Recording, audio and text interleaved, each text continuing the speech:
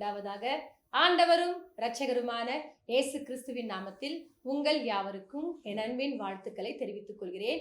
இது தேவரின் வார்த்தை வெளிப்படும் நேரம். இந்த நாள்ல கூட வாக்குத்தத்த செய்தியை வழங்குவதற்காக நம் மத்தியில் அருமை இரட்சகர் இயேசு கிறிஸ்து திருச்சபையின் போதகர் பேராயர் டாக்டர் ஜே மகேஷ் அவர்கள் வந்திருக்கிறாங்க. அவர்கள் உங்களுக்காக வாக்குத்தத்த செய்தியை வழங்குவார். Praise the Lord. கர்த்தருக்கு ஸ்தோத்திரம், தேவனுக்கு மகிமை உண்டாவதாக. இந்த நாளில் கூட கர்த்தருடைய பிள்ளைகளை இந்த மாதத்தில் நமக்கு தேவன் கொடுக்கிற ஒரு வார்த்தையானது, கடந்த மாதங்களில் நமக்கு வார்த்தைகளை கொடுத்தார், வசனங்களை கொடுத்தார். நாம் அநேக காரியங்களை எடுத்துக்கொள்கிறோம். ஒவ்வொரு மாதமும் நாம் துவங்கும் போது ஒவ்வொரு மாதத்திலும் ஒரு வார்த்தை கொண்டு நம்முடைய பயணத்தை தொடர வேண்டும். நம் பயணத்தை வார்த்தைகளை பிடித்து தொடரும் போது தேவன் நம்மளை ஆசீர்வதிக்கிறவராய், நம்மளை உயர்த்துகிறவராய், நம்மளை கனப்படுத்துகிறவராய் இருக்கிறார். இன்றைக்கும் தேவனுடைய பிள்ளைகளை தேவனுடைய வார்த்தைகளை நாம் பிடித்து கொண்டு தேவனுக்கு சாட்சிகளாய் வாழ கற்றுக்கொள்ள வேண்டும். இதனால கூட யாத்திரா புத்தகத்துல 34ஆம் அதிகாரத்துல 24ஆம் வசனத்தை வாசிப்போம். நான் புறஜாதிகளை உங்கள் முன்னின்று துரத்திவிட்டு உங்கள் எல்லைகளை விஸ்தாரமாக்குவேன். அல்லேலூயா. நான் புறஜாதிகள் என்ன பண்ணுவேன்? உங்க முன்னாடி இருந்து துரத்தி விட்டு உங்கள் எல்லைகளை நான் விஸ்தாரமாக்குவேன். அல்லேலூயா. நீ நெருக்கப்பட்டு இருக்கிறியா? நீ குறைப்பட்டு இருக்கிறியா? உன் எல்லையை தேவன் விஸ்தாரமாக்குறவர். கவனிங்க, எல்லை என்பதை உன்னுடைய பணம் 10,000 பார்த்தாங்க வந்து மாசம்ல இதை வச்சு என்னால ரன் பண்ண முடியலங்க. உன்னுடைய எல்லையை விஸ்தாரமாக்கனா அதை கர்த்தர் பெருகுவார். சம்பளத்தை கர்த்தர் உயர்த்துவார். உன் தேவையை சந்திப்பார். உன் நெருக்கத்தை மாற்றுவார். தேவன் எந்தெந்த இடத்துல நீ குறைப்பட்டு காணப்படுறியோ அதை தேவன் மாற்றி உனக்கு ஏற்றபடி அவர் மாற்றி உன் எல்லையை விஸ்தாரமாக்குற தேவன். ஹல்லேலூயா. நான் இந்த இடத்துல மட்டும்தாங்க வியாபாரம் பண்ணோம், நான் அந்த பக்கம் போய் வியாபாரம் பண்ணால் கொஞ்சம் நல்லா இருக்கும்னு நினைக்கிறேங்க. அங்கே போக முடியலங்க, அங்கே போனால் என்ன எல்லாரும் திட்டுவாங்க, அந்த பக்கம் வியாபாரம் செய்யணும் எனக்கு விரோதமாக எழும்புவாங்க. கவலைப்படாதம்மா, இந்த மாதத்துல கர்த்தர் உன் எல்லையை விஸ்தாரமாக்குவார். உனக்கு வேண்டிய வியாபாரத்தை கொடுப்பார். உன் தேவையை சந்திப்பார். கவனிங்க, உன் தேவன் அப்படி உன்னை உயர்த்துகிறவர். உன் தேவன் உன் தேவையை சந்திக்கிறவர். இன்றைக்கு நெருக்கப்பட்ட சூழ்நிலையில் நீ இருக்கும்போது இன்றைக்கு யாப்பேசை போல நீ ஜபிக்க கற்றுக்கொள்ள வேண்டும். யாப்பேசுடைய காரியங்களை நீங்க பார்க்கும்போது பாருங்க, அவருக்கு ஒரு நெருக்கம் ஒன்று இருந்தது. அந்த நெருக்கத்துல என்ன பண்றா தெரியுமா? அவர் தேவனை நோக்கி பார்த்தார்.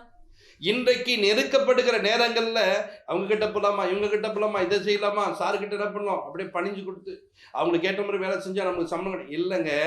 உன்னுடைய சம்பளம் பத்தலை பாருங்க, அதை எடுத்துன்னு போய் தேவனில் காமிங்க. அப்பா எனக்கு குறைவா இருக்குது, இதுல நான் வாடகை கட்டணும், இதுல மளிகை சாமான் வாங்கணும், இதுல நான் இந்த பொருட்கள்லாம் வாங்கி என் பிள்ளைகளுக்கு ஃபீஸ் எல்லாம் கட்டணுன்றேன், எனக்கு போதுமா இல்லப்பா, நீர் என்னை உயர்த்தும். யார்கிட்ட போனோம்? நமக்கு ஒரு தேவன் இருக்கிறார். அந்த தேவனிடத்துல போயிட்டு என்னை ஆசீர்வதிங்க, என் பண தேவையை சந்திங்க. சின்ன ரூமா இருக்குப்பா, படுக்க வசதி இல்லப்பா, நெருக்கப்படுறேன்ப்பா, எங்க ஒரு நல்ல வீடு கட்டி தரீங்களா? ஏங்க நான் இந்த ரூம்லயே இந்த அடைப்பட்டு இருக்கேன், இங்க புலம்பாத, உனக்கு ஒரு தேவன் இருக்கிறா. அந்த தேவன், அப்பா நான் நெருக்கப்பட்டு இருக்கிறேன், நான் குறையப்பட்டு இருக்கிறேன், எனக்கு நீங்க உதவி செய்யுங்கன்னு கேட்கும். அவர் உனக்கு உதவி செய்கிற தேவனா இருக்கிறார். நீ உயர்வடையாம இந்த நாளுக்கும் இப்படியே தான் இருக்கிறியா? அப்பா இதை தாண்டி என்னால போக முடியலப்பா, நான் மேல போவேன் என்று சொன்னால் எனக்கு உயர்வு இருக்கும், ஆனா என்ன மேல போக விட மாட்டாங்கப்பா, என் எல்லை இதுதான், இதை தாண்டி வராதுன்றாங்க, இதுக்கு மீறி எதுவும் செய்யாதுன்னு சொல்றாங்க. நீ எந்தெந்த இடத்துல இன்னைக்கு எல்லையை குறிச்சு இதுதான் உன்னோட லிமிட், இதை தாண்டி வரக்கூடாதுன்னு சொல்றாங்களோ, உன் எல்லையை கர்த்தர் விஸ்தாரமாக்குற ஒரு தேவன். உன் தேவன் அப்படி நடத்துறார். யாபேசை குறித்து நம்ம பார்க்கும்போது பாருங்க, 1 நாளாகமம் 4:10 வாசிங்க. யாபேஸ் இஸ்ரவேலின் தேவனை நோக்கி, தேவரீர் என்னை ஆசீர்வதித்து என் எல்லையை பெரிதாக்கி உமது கரம் என்னோடு இருந்து தீங்கு என்னை துக்கப்படுத்தாதபடிக்கு அதற்கு என்னை விலக்கி காத்தருளும் என்று வேண்டிக் கொண்டான். அவன் வேண்டிக் கொண்டதை தேவன் அருளினார். அவன் வேண்டிக் கொண்டதை தேவன் அருளினாராம். இஸ்ரவேலுக்கு ஒரு தேவன் ஒருத்தர் இருக்கிறார். நீங்கள் ஆராதிப்பது யாரை ஆராதிக்கிறீங்களோ அங்கே ஒரு தெய்வம் இருக்கிறார். அந்த தெய்வத்திடத்துல நீங்க போய் கேட்க வேண்டும். அந்த தேவனிடத்துல முறையிட வேண்டும். அப்பா நான் உங்களை நோக்கி பார்க்கிறேன்ப்பா, உண்மை நோக்கி பார்த்த முகம் பிரகாசம் அடைந்து சொல்லுங்க. நம்ம நோக்கி பார்க்கிறேன், என் முகத்தை பிரகாசம் அடை செய்யுங்கப்பா. நான் குறைபட்டோம்னா காணப்படும் போது என்னுடைய வாழ்க்கையில நான் இருளடைந்த ஒரு வாழ்க்கையில நான் துக்கம் நிறைந்தவளா மாறுகிறேன். ஆண்டவரே எனக்கு நீங்க உதவி செய்ய மாட்டேன், என் தேவையை சந்திங்க. என் கணவன் இடத்துல நான் கேட்கிறேன், என் கணவனால செய்ய முடியாத ஒரு சூழ்நிலை இருக்கு, நீர் எனக்கு உதவி செய்யும். என் மனைவிடத்துல கேட்கிறேன், என் மனைவியால செய்ய முடியாத இருக்கு, நீர் எனக்கு உதவி செய்யும். பிள்ளைகள், என் தகப்பன் தாய் இடத்துல கேட்கிறேன், அவளால செய்ய முடியல, எனக்கு ஒரு தேவன் நீதான் ஆண்டவரே, எனக்கு நீங்க உதவி செய்யுங்கன்னு சொல்லிட்டு அவரை நோக்கி பார்த்துப்பா. தேவன் நிச்சயம் அவனுக்கு உதவி செய்வா. உன் எல்லைகளை கத்த விஸ்தாரமாக்குறவர். யாபேசு யார் இடத்துல போய் கேட்கிறார்? தனக்கு ஒரு தேவன் இருக்கிறார், எங்களை ஆளுகிற தேவன் இருக்கிறார், அவர் எங்களை வழிநடத்துவா. இந்த இஸ்ரவேலின் தேவனிடத்துல போனாரு, முறையிடுகிறார். ஆண்டவரே, எனக்கு நீங்க உதவி செய்யுங்க, என்ன நீங்க ஆசீர்வதிங்கப்பா. என்ன ஆசீர்வதிப்பீங்கன்னா என் எல்லை விஸ்தாரமா மாறும். இன்னைக்கு உங்களுக்கு ஒரு ஆசீர்வாதத்தை கேளுங்க. உங்களை ஆசீர்வதிக்கிற ஒரு தேவன் இருக்கிறார், அவர் உங்களை ஆசீர்வதிப்பார். அவர் ஆசீர்வதித்து உன்னை உயர்த்துகிற ஒரு தேவன், உன்னை கனப்படுத்துகிற தேவன், உன்னை உயர்ந்த ஸ்தானத்துக்கு கொண்டு போகிற ஒரு தேவனா இருக்கிறார். இன்றைக்கும் தேவனுடைய பிள்ளைகளே, நீ காணப்படுகிற எல்லா விதமான சூழ்நிலையை தேவன் உனக்கு மாற்ற வேண்டுமா? ஆண்டவரிடத்துல முறையிட்டு உதவி செய்யுங்க, தேவை சந்திங்க, நெருக்கத்தை மாற்றுங்கன்னு கேளுங்க. கர்த்தர் மாற்ற. இஸ்ரவேல்ல பாத்தீங்கன்னா ஒரு கூட்டத்தார் தேவனை சரியாய் தேடுவதில்லை, ஒரு கூட்டம் கொஞ்சம் போல கர்த்தரை தேடி கொண்டிருக்காங்க. அப்ப சொல்றாரு, இந்த ஏரியா போனோடனே அவங்க பார்த்தோன்னே அவருக்கு ரொம்ப கோவந்துச்சு. கர்த்தர் தேவனா கர்த்தரை தேடுகள், பாகால் தேவனா பாகால் தேடுகள். அங்க பாத்தீங்கன்னா அங்கே இவ்வளவு பேர் மட்டும் தான் கர்த்தரை தேடுறவங்க, மீதி பேர்லாம் நம்ம கர்த்தரை தேடுவதில்லை, வருவாங்க சும்மா போவாங்கன்ற மாதிரி இருந்துச்சு. ஆனா இவருக்கு என்னன்னா, இது பெருகணும், இந்த கூட்டம் பெருகணும், இந்த ஜனம் பெருகணும். கர்த்தர் தேவனா கர்த்தர் என்ன பண்ண தொழுது கொள்ளுன்னு சொன்னார் பாருங்க. இந்த தேவனை தம் பக்கமா அழைத்தார், உதவி செய்யும் கேட்டார். அன்றைக்கு இந்த பாகால் தீர்க்கதரிசி எல்லாம் கொல்லப்பட்டார்கள். எல்லைகளை கர்த்தர் விஸ்தாரமாக்கி அன்றைக்கு அநேக கர்த்தரே தேவன் கர்த்தரே தேவன் கர்த்தரே தேவன் என்று ஆர்ப்பரிக்க வைத்தார். இன்றைக்கும் தேவனுடைய பிள்ளைகளே, உன் சபையில ஆட்கள் குறைந்து போயிருக்காங்களா? நீ குறைபட்டு காணப்படுகிறாயா? என்னுடைய ஊழியம் எப்படியே போயிட்டு இருக்குன்னு சொல்லிட்டு உனக்கு ஒரு தேவன் இருக்கிறார், அவர் இன்றைக்கு உன்னை விஸ்தாரமாக்குவார். ஆத்துமாக்களை கொடுத்து ஊழியத்துல எல்லையை விஸ்தாரமாக்கி சபையை கட்டும்படிக்கு தேவன் உனக்கு உதவி செய்கிறது. உன் நெருக்கத்தை மாற்றுகிற தேவனா இருக்கிறார். நான் எவ்வளவு சம்பாதிச்சேன், என் வீட்டுக்கு ஒன்னும் வரத்து இல்லைங்க, எனக்கு இப்படியே இருக்குதுப்பா, என் சூழ்நிலை மாறலப்பா அப்படின்றியா? இன்னைக்கு அதை விஸ்தாரமாக்குற தேவனா இருக்கிறார், அதை விஸ்தாரமாக்குவார். உன் தேவை அற்புதமா சந்திக்கிறவர், உன் நெருக்கத்தை மாற்றுகிறவர். அது மாத்திரம் இல்ல, இந்த தேவன், நான் இவ்வளோ காரியங்களை சம்பாதிக்கிறேன், என்னால சாப்பிட முடியல, வியாதி என்னை கட்டி போயிடுச்சு, இந்த வியாதி நிமித்தமா நான் இப்படி நெருக்கப்பட்டிருக்கேன். உன் எல்லையில இன்னைக்கு விஸ்தாரம் இல்லாம உன்னை இப்படியே மாத்திச்சா, உன் வியாதிய தேவன் குணமாக்கி விஸ்தாரப்படுத்துற தேவனா இருக்கிறார். ஒரு நாள் வியாதி இருக்கும்போது இதெல்லாம் சாப்பிட மாட்டாங்க, இப்ப வியாதியை குணமானா இதெல்லாம் சாப்பிடுறதுக்கு தேவனுக்கு கிருபை தந்திருக்காங்க. கர்த்தர் அப்படி மாற்றுவார், உன் நெருக்கத்தை மாற்றுகிறார், உன் எல்லையை விஸ்தாரமாக்குறான். இன்றைக்கும் தேவனுடைய பிள்ளையிலே உன் வாழ்க்கையில உன் தேவன் ஒரு பெரிய காரியங்களை செய்ய வல்லவராக இருக்கான். அங்கே ஒரு மனிதனை குறித்து நம்ம பார்க்கிறோம். பின்பு லேயாளின் வேலைக்காரியாகிய சில்பாள் யாக்கோபுக்கு 2ஆம் குமாரனை பெற்றாள். இங்க 11ஆம் வசனத்தை வாசிக்கும் போது பார்த்தீங்கன்னா 2ஆம் குமாரனை பெற்றாள். இந்த இடத்துல நீங்கள் வாசிக்கும் போது அங்கே தேவன் காத் என்ற ஒரு மனிதனை பார்க்க முடியுது. சில்பாளுக்கு என்ன பண்றாரு, ஆண்டவர் ஒரு மகளை கொடுத்துருக்காரு. இந்த மகள் இவரை பெற்று எடுத்தோடனே இந்த காத்தை பார்த்து இவரை சந்தோஷமா பார்க்கறான். ஏன்னா அந்த காத்து எல்லைகளை விஸ்தாரமாக்கும். அவனுக்கு தேவன் அப்படிப்பட்ட ஆசீர்வாதங்கள் வைத்தார். இந்த காத்துக்கு தேவன் உதவி செய்கிற தேவனா இருக்கிறார், தேவையை சந்திக்கிற ஒரு தேவனா இருக்கிறார். அவருடைய காரியங்கள்ல தேவன் அநேக காரியங்களை ஒரு உயர்வை கட்டளை எடுக்கிறவரா இருக்கிறார். யாத்திரா புஸ்தகத்தை வாசிங்க. காத்தை குறித்து, காத்துக்கு விஸ்தாரமான இடத்தை கொடுக்கிறவர் ஸ்தோத்தரிக்கப்பட்டவர். அவன் சிங்கத்தை போல தங்கி இருந்து புயத்தையும் உச்சந்தலையையும் பீறி போடுவான்.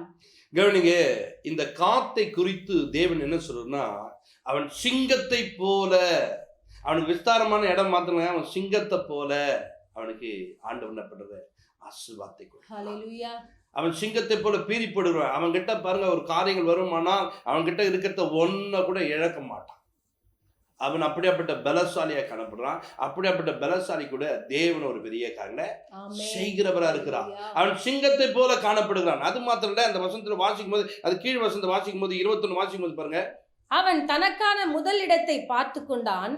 அங்கே தனக்கு நியாய பிரமாணிகன் கொடுத்த பங்கு பாத்திரராய் இருக்கிறது. ஆனாலும் அவன் ஜனத்தின் முன்னணியாய் வந்து மற்ற இஸ்ரவேலுடைய கர்த்தரின் நீதியையும் அவருடைய நியாயங்களையும் நடப்பிப்பான் என்றான். இந்த காத்து நீதியும் நியாயங்களையும் நடப்பிக்கிற தேவன்.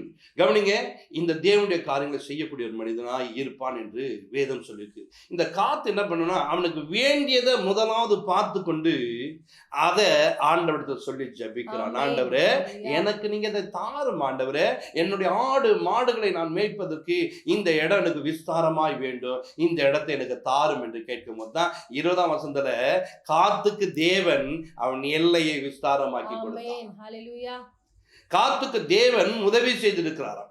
காத்துடைய காரியங்களை கர்த்தர் உயர்த்தி இருக்கிறாராம். இன்றைக்கும் தேவனுடைய பிள்ளைகளே, உன்னுடைய காரியங்கள் உயர்த்தப்பட வேண்டுமா, உன்னுடைய தேவைகள் சந்திக்கப்பட வேண்டுமா, வேணும்னு சொன்னா நீ என்ன பண்ணும், உன் தேவனை நோக்கி பார்க்க வேண்டும்.